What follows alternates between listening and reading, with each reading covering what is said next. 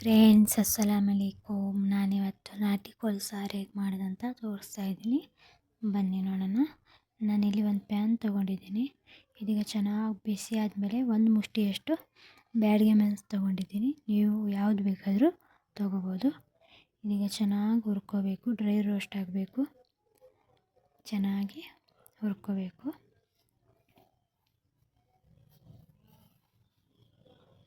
ನೋಡಿ ಫ್ರೆಂಡ್ಸ್, ತುಂಬ ಟೇಸ್ಟ್ ಆಗುತ್ತೆ. ನೀವು ಕೂಡ ಮನೆಯಲ್ಲಿ ಟ್ರೈ ಮಾಡಿ.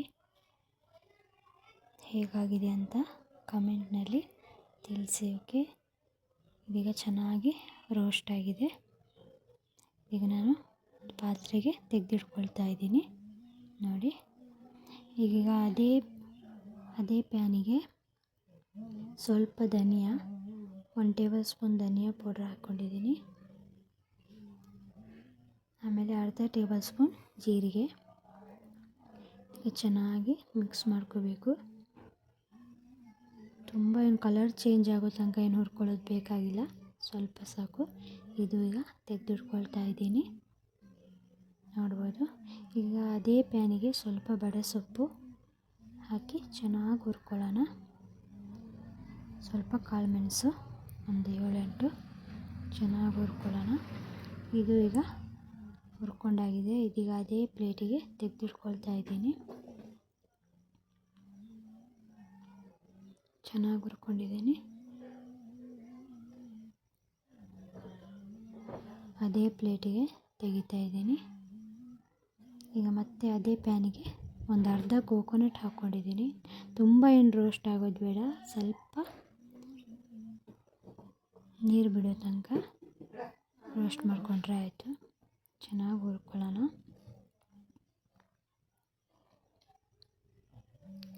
ಚೆನ್ನಾಗಿ ಮಿಕ್ಸ್ ಮಾಡ್ಕೊಳ್ಳೋಣ. ನಾನಿಲ್ಲಿ ಚಿಕ್ಕದ ಪ್ಯಾನ್ ತೊಗೊಂಡಿದ್ದೀನಿ. ನೀವು ಸ್ವಲ್ಪ ದೊಡ್ಡದೇ ತೊಗೊಳ್ಳಿ, ಇಲ್ಲಾಂದರೆ ಕೋಕೋನಟ್ ಎಲ್ಲ ಕೆಳಗೆ ಬೀಳುತ್ತೆ. ಈಗ ಚೆನ್ನಾಗಿ ಮಿಕ್ಸ್ ಮಾಡ್ಕೊಳ್ಳೋಣ.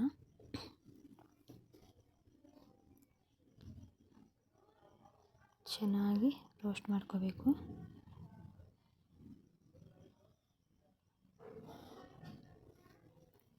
ಈಗ ಚೆನ್ನಾಗಿ ರೋಸ್ಟ್ ಆದಮೇಲೆ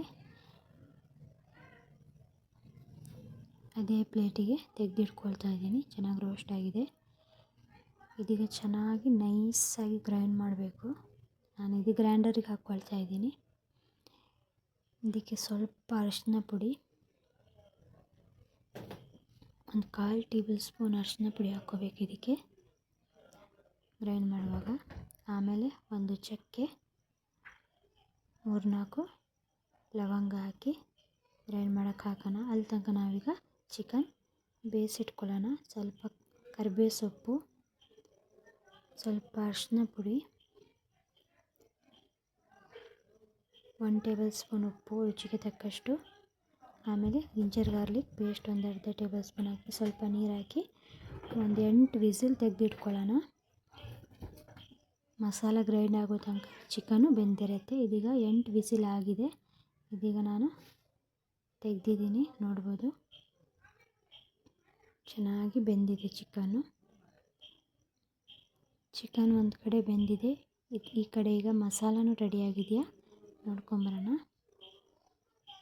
ನೋಡಿ ಫ್ರೆಂಡ್ಸ್, ಇದೀಗ ಮಸಾಲನೂ ನಾನು ತೆಗೆದಿಟ್ಕೊಂಡಿದ್ದೀನಿ, ರೆಡಿಯಾಗಿದೆ.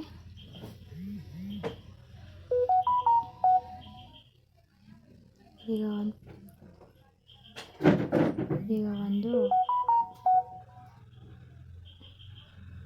ಪಾತ್ರೆಗೆ ಅಷ್ಟು ಚಿಕನ್ ಬಾಯ್ಲ್ ಮಾಡ್ಕೊಂಡಿರೋ ಚಿಕನ್ ನೀರು ಸಮೇತ ಹಾಕ್ಕೊಂಡಿದ್ದೀನಿ. ಗ್ಯಾಸ್ ಆನ್ ಮಾಡಿ. ಮತ್ತೇನು ಒಗ್ಗರಣೆ ಹಾಕೋದು ಏನು ಬೇಕಾಗಿಲ್ಲ, ಇಷ್ಟೇ.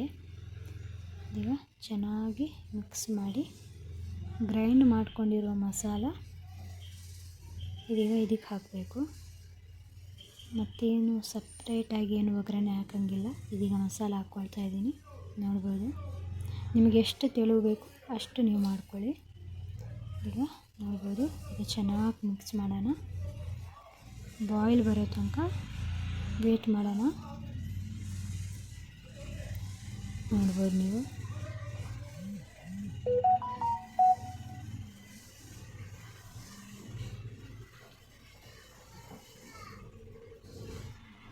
ನೋಡಿ ಫ್ರೆಂಡ್ಸ್, ಚಿಕನ್ ಕರಿ ರೆಡಿಯಾಗಿದೆ. ನೀವು ಕೂಡ ಮನೆಯಲ್ಲಿ ಟ್ರೈ ಮಾಡಿ ಹೇಗಾಗಿದೆ ಅಂತ ಹೇಳಿ.